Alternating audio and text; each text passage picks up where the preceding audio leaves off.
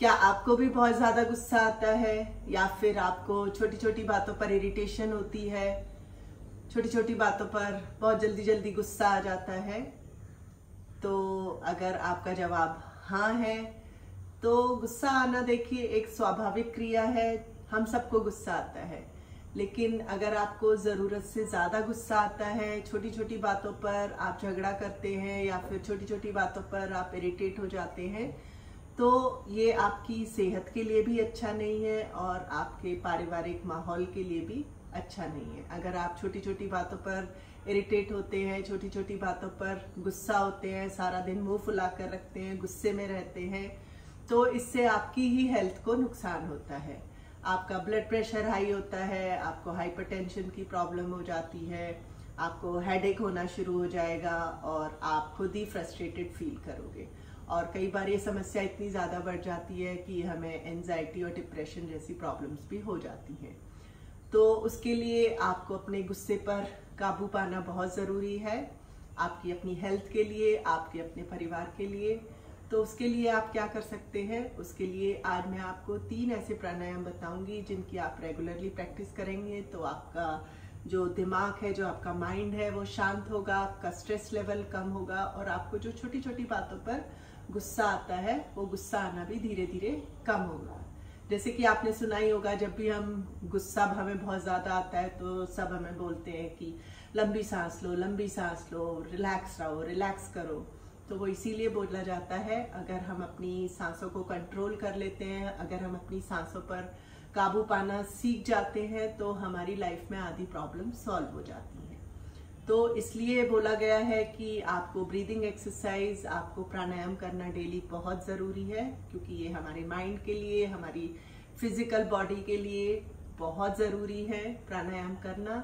इससे हमारा दिमाग बिल्कुल एकदम शांत हो जाता है। अगर आप एक हैबिट बना लीजिए रेगुलरली प्राणायाम की प्रैक्टिस करने की, 10 मिनट दीजिए सिर्फ अपने बॉडी को और ये प्राणायाम करिए और फिर आप डिफरेंस देखिए अपनी बॉडी में। तो सबसे पहला जो प्राणायाम है वो है अनुलोम विलोम प्राणायाम। अनुलोम विलोम हम सारे तीनों प्राणायाम मैट पर बैठकर, आप कोशिश करिए कि आप जमीन पर बैठ जाएं, जो भी आपके लिए कंफर्टेबल पोजीशन है उस पोजीशन में बैठ जाएं। अगर आप ऐसे लेग क्रॉस करके आलती पालती मार के बैठ सकते हैं तो इस पोजीशन में बैठ जाएं। नी में आपको दर्द रहता है तो लेग्स को स्ट्रेट कर ले, बैक प्रॉब्लम है तो आप ऐसे दीवार का सहारा लेकर बैठ जाएं। जिस भी पोजीशन में आपने बैठना है, बस आपने इस बात का ध्यान रखना है कि वो पोजीशन आपके लिए कंफर्टेबल होनी चाहिए। अनुलोम विलोम प्राणायाम करने के लिए रिलैक्स पोजीशन में बैठ जाएंगे। लेफ्ट हैंड आपका चिन्ह मुद्रा में होगा, आपकी इंडेक्स फिंगर, मिडल फिंगर, जो फर्स्ट 2 फिंगर्स हैं वो आईब्रोज के बीच में होंगी। हमने लेफ्ट साइड से हमेशा शुरू करना है, तो अपनी राइट नॉस्ट्रिल को आप क्लोज कर लेंगे, अपने थंब से अंगूठे से बंद कर लेंगे। राइट नासिका को लेफ्ट से आपने इनहेल करना है, अब लेफ्ट को बंद करना है और एक्सहेल आपने राइट से करना है। तो जहां से आपने एक्सहेल किया वहीं से फिर से आप इनहेल करेंगे और एक्सहेल करेंगे आप लेफ्ट से। फिर से आपने लेफ्ट से इनहेल करना है,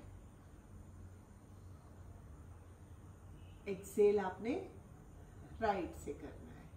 तो धीरे धीरे, आपने कोई साउंड नहीं करनी है, आराम से स्मूथली आपने इनहेल करना है, स्मूथली आपने एक्सहेल करना है। पूरा ध्यान आपने अपनी सांसों के ऊपर रखना है। इसलिए हम सारे प्राणायाम आंख बंद करके करते हैं, जिससे कि हमारा फुल कंसंट्रेशन हमारी सांसों पर हो, हमारी ब्रीदिंग के ऊपर हो।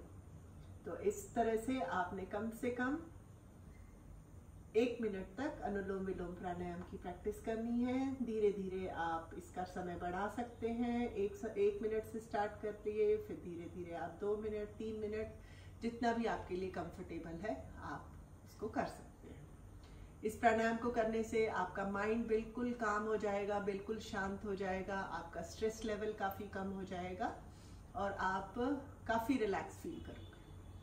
दूसरा प्राणायाम हमारा है शीतली प्राणायाम। शीतली प्राणायाम करने के लिए आपको क्या करना है, आप ऐसे अपने टीथ को आपने खोलना है ये, और फिर जो हमारे जो टीथ हैं, जो दांत हैं, उनके बीच में गैप है, वहां से आपने सांस लेना है। तो आप देखेंगे एक ठंडा ठंडा सांस आपके अंदर जाएगा। तो आपने सांस ऐसे लेना है, फिर आपने अपने मुंह को बंद कर लेना है और एक्सेल आप नोज के थ्रू करेंगे। इनहेल आपने अपने टीथ के बीच में जो गैप है उसके थ्रू करना है और एक्सेल आपने नोज के थ्रू करना है। तो देखिए करना कैसे है। आंखें बंद कर लीजिए इसके लिए भी।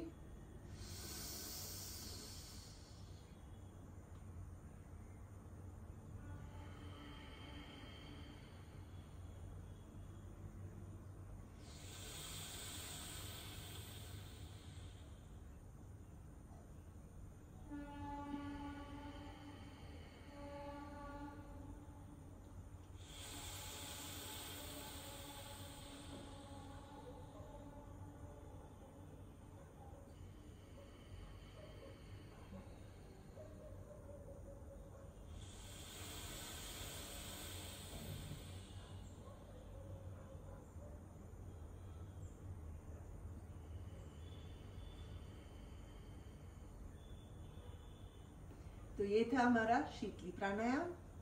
जो थर्ड प्राणायाम है वो है हमारा भ्रामरी प्राणायाम। भ्रामरी प्राणायाम भी बहुत अच्छा है आपके माइंड को रिलैक्स करने के लिए, आपकी पूरी बॉडी को रिलैक्स करने के लिए। आप प्रैक्टिस करके देखिए, मैं आपको अश्योर कर रही हूँ कि आपको बहुत बहुत बेनिफिट्स मिलेंगे। तो भ्रामरी प्राणायाम करने के लिए आप क्या करेंगे, ये जो हमारे कान का उठा हुआ पार्ट है, जो ये ईयर लोब्स है, उसको आपने इस अंगूठे से ऐसे हल्के से दबाना है। बहुत जोर से नहीं दबाना है, हल्के से दबाना है, जिससे कि आपको बाहर का शोर कोई सुनाई नहीं दे। ऐसे दबाना। और फिर आपने ऐसे षण्मुखी मुद्रा बना लेनी है। ऐसे इस मुद्रा में आपकी एल्बोज हैं वो ऐसे नीचे ड्रॉप नहीं करेंगी, आपकी एल्बोज को ऊपर ही रखना है। ऐसे षण्मुखी मुद्रा में आ जाएंगे। भ्रामरी प्राणायाम में आपने भंवरे की तरह गुंजन करना है। तो पहले आप इनहेल करेंगे और जब आप एक्सेल कर रहे हैं तो आपने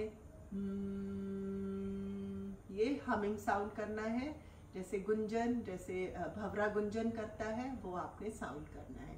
जब आप ये साउंड करेंगे आप देखेंगे आपके स्कल में वाइब्रेशन होगा, आपके थ्रोट में भी एक वाइब्रेशन होगा। उस वाइब्रेशन को आपने फील करना है और उससे आपके बहुत बेनिफिट्स मिलेंगे।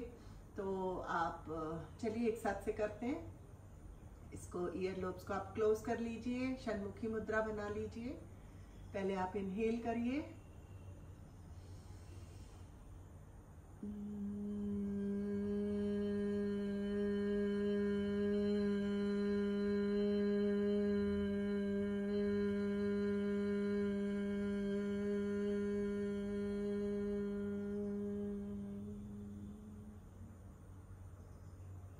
फिर से इनहेल करिए,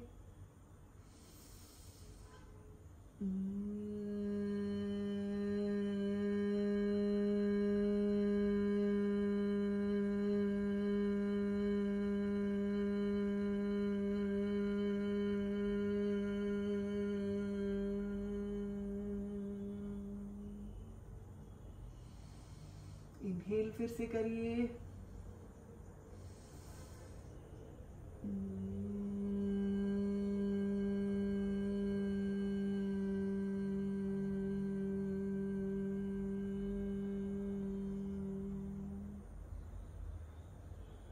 तो ये था हमारा भ्रामरी प्राणायाम।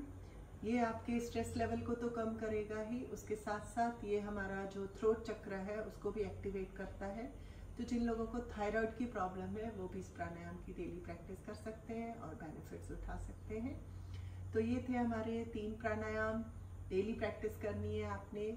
आप धीरे धीरे देखेंगे आपका गुस्सा धीरे धीरे शांत होने लगेगा और आप देखना एंजॉय करने लगेंगे। एक बार ये प्राणायाम करने की आदत डाल लीजिए, फिर देखिए आपको कितना मजा आएगा अपनी लाइफ।